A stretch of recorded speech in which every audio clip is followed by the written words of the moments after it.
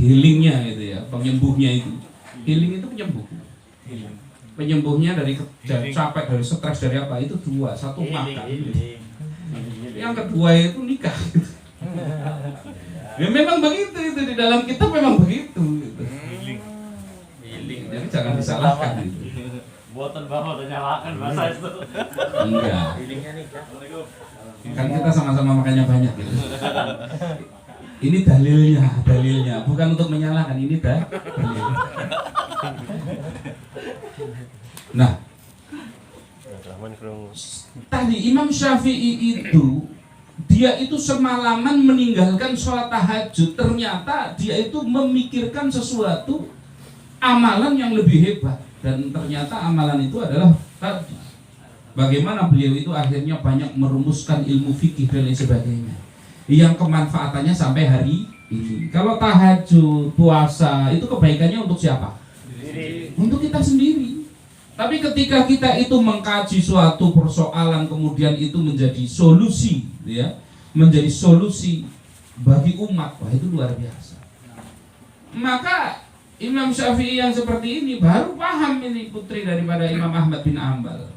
Ternyata tadi amalan yang lebih utama itu ya, yang lebih utama itu tadi.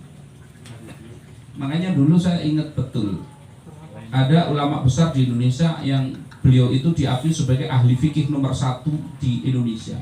Itu namanya Kiai Haji Sahal Mahfud. Kiai Haji Sahal Mahfud itu dulu ketua MUI.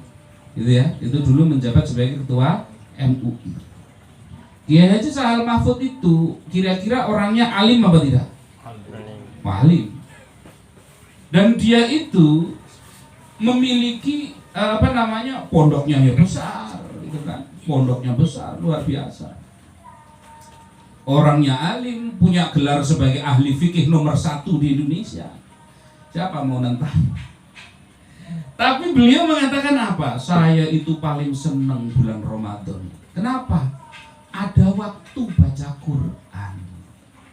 Ini ulama besar tiap hari mau baca Quran susah. Lu tiap waktu ada orang bertanya, tiap waktu ada orang minta nasihat, ada orang datang minta fatwa. Bagaimana dia akhirnya sekarang begitu banyaknya fatwa dari MUI yang produktif itu sampai hari ini ya, produksinya dari Kiai Haji Sahal Mahfud. Bagaimana tentang hukum daripada riba misalkan itu keluar dalam zaman beliau itu Kiai Haji Sahal Mahfud itu. Bagaimana hukum gadai emas, bagaimana hukum MLM, bagaimana hukum semua itu keluarnya itu di zaman beliau itu. Saking banyaknya itu. Produktif sekali itu, pantas sebagai ahli fikih nomor 1 di Indonesia. Ulama besar, ahli fikih, ilmunya tinggi, baca Quran nggak sempat. Berarti kalah dengan santri nggak ini kira-kira? Santrinya lebih hebat nggak baca Qurannya? Hebat santrinya itu kalau banyak-banyakan baca Qurannya itu. Nah tapi dia mikirkan umat. Sampai hari ini hasil-hasil keputusannya dipegang oleh perbankan, dipegang oleh umat, dipegang oleh lembaga-lembaga, yayasan, oleh banyak sekali yang berpegangan kepada fatwa-fatwa dari beliau itu. Coba kalau Kiai Haji Sahal Mahfud tiap hari kerjaannya memperbanyak zikir, berlama-lama berjam-jam zikir, kemudian masih dilanjutkan baca Quran berjuz-juz, kemudian masih nanti habis subuh masih iktikaf, masih mau dilanjutkan lagi puasanya diperbanyak lagi. Kira-kira sempat nggak itu mikirkan itu? Tidak sempat. Maka kita sesuaikan amalan ibadah yang seperti apa yang akan kita lakukan, sesuaikan. Kalau memang kita itu lebih produktif sebagai pengusaha, ya silahkan maksimalkan sebagai pengusaha, tetapi pengusaha itu adalah sebagai jalan mendapatkan keridhaan Allah. Gitu. Kalau memang kira-kira nggak patek, ya nggak begitu punya duit gitu, ya ambil jalan yang lain itu. Menjadi jalan kebaikan boleh, menjadi ahli zikir boleh, gitu kan. Boleh perbanyak baca Qur'annya boleh, perbanyak tahajudnya boleh, perbanyak duhanya boleh, banyakin puasanya silahkan. Pokoknya harus ada salah satu amalan ibadah yang kita titik beratkan di dalam hidup. Harus ada. Mana yang mau dihebatkan itu baca Qur'annya? Mungkin, oh Mas Fajar nanti akan lebih hebat di gerakan sosialnya, bagus. Nanti Mas Wahid kata, oh sama Mas Wahid juga gerakan sosial, bagus. Nanti yang lain ada lebih banyak ibadahnya itu dibaca Qur'annya setiap hari, baca Qur'annya banyak, bagus. Enggak apa-apa, enggak harus semuanya hebat. Enggak harus semuanya hebat itu. Makanya di dalam Quran pun dinyatakan harus ada sebagian di antara kalian yang menyampaikan amar ma'ruf dan menyampaikan nahi munkar. Yang diminta oleh Allah sebagian, enggak semuanya.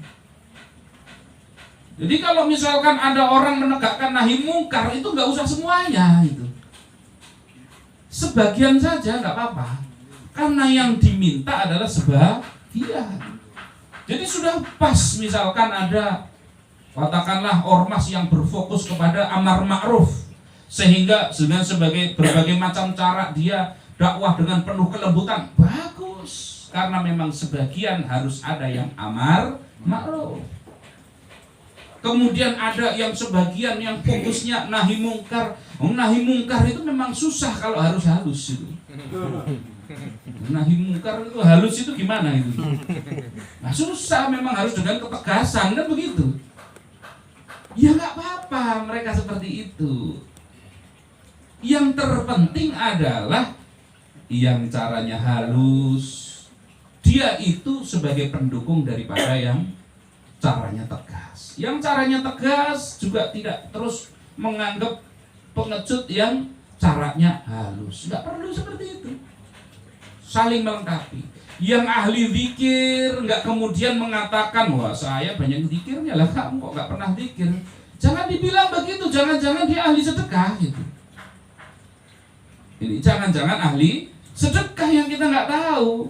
Yang ahli sedekah jangan menganggap, wah saya kayaknya paling banyak sedekahnya di antara teman-teman. Loh ternyata ada sahabat kita yang ternyata mungkin baca Qur'annya paling banyak gitu. Ini. Jadi ambil salah satu, maka saya berharap sore ini, pertemuan ini, coba ditentukan amalan ibadah yang mau kita tonjolkan, supaya nanti di hadapan Allah, amalan inilah yang akan menonjol di hadapan Allah, menjadikan kita sebagai ahli surga. Ini. Pilih coba.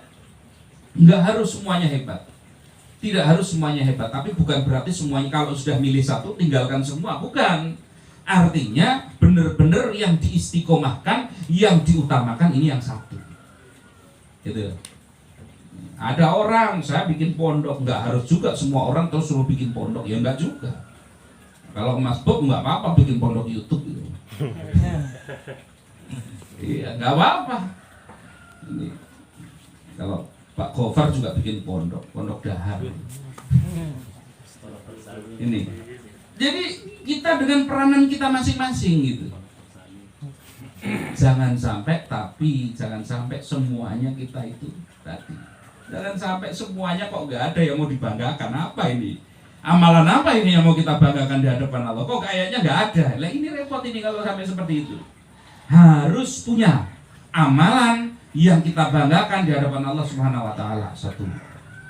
Ini yang pertama. Amalan istimewa.